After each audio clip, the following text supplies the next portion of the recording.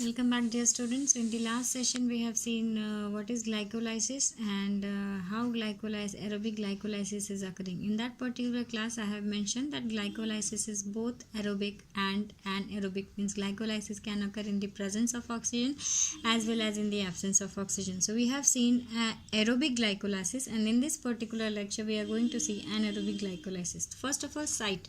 So like aerobic glycolysis, anaerobic glycolysis also occurs in the cytoplasm. And another important feature is it occurs in the absence of oxygen. Now, anaerobic glycolysis can give you two type of end product, either alcohol or lactic acid, depending upon the organism where it is occurring. If it is occurring in a bacteria, end product will be lactobacillus bacteria. End product will be lactic acid, in which pyruvate will be converted into lactate.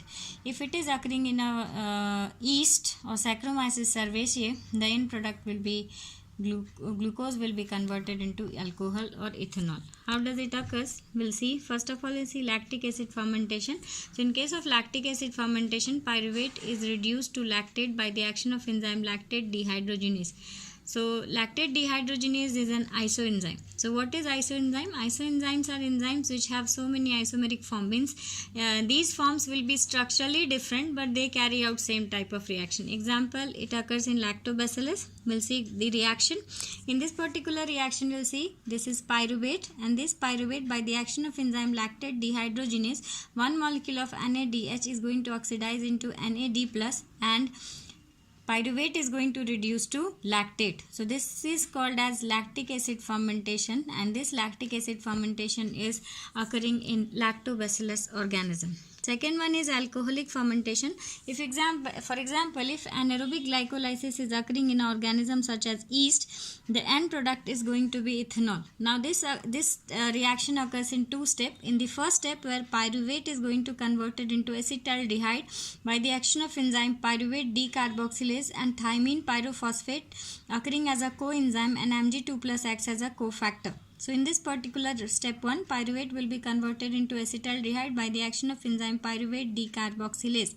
In this step 2, acetaldehyde will be converted into ethanol by the action of enzyme alcohol dehydrogenase, and NADH is going to oxidize into NAD+. So this is going to convert pyruvate to ethanol when anaerobic glycolysis is occurring in the organism such as yeast. Next is, what are the difference between aerobic and anaerobic glycolysis? We'll compare aerobic and anaerobic glycolysis. So first feature is oxygen requirement. So in case of aerobic glycolysis, oxygen is needed. In case of anaerobic glycolysis, oxygen is not needed. ATP gain. In case of aerobic glycolysis, 8 molecule of ATP will be gained. In case of anaerobic glycolysis, only 2 molecule of ATP will be gained. Type of cells. So aerobic glycolysis is occurring in eukaryotes, and anaerobic glycolysis is mostly occurring in prokaryotic cells. Some exception are yeast, where alcoholic fermentation is occurring. End product of aerobic glycolysis is pyruvate. End product of anaerobic glycolysis will be lactate or ethanol, depending upon the species where it is occurring. Next, we'll see energetics of glycolysis. So first we'll see energetics of aerobic glycolysis.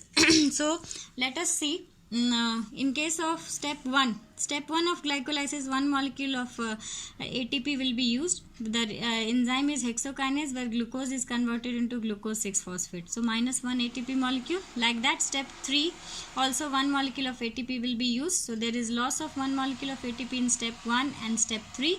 In reaction number 6, there will be gain of 2 molecule of NADH. Now, if oxygen is present, this NADH will enter into electron transport chain, and it is going to give you 6 molecule of ATP. Now, reaction number 7, there will be gain of 2 molecule of ATP, and the last step there will be gain of another 2 molecule of ATP. So, total gain of ATP is 6 plus 2 is equal to 10 molecule of ATP, out of which 2 molecule of ATP are used in step number 1 and step number 3 respectively. So, total gain of ATP is 8 molecule of ATP when we are considering aerobic glycolysis.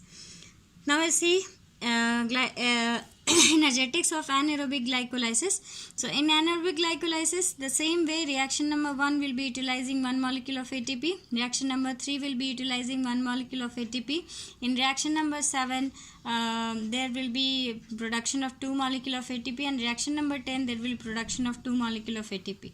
Now there will be production of NADH There will be production of NADH, but that NADH will be utilized in lactic acid fermentation or in alcoholic fermentation. So as they will be utilized in lactic acid fermentation and alcoholic fermentation, in the absence of oxygen, electron transport chain will not be occurring. So total gain of ATP will be 4 molecule of ATP minus 2 molecule of ATP is equal to 2 molecule of ATP.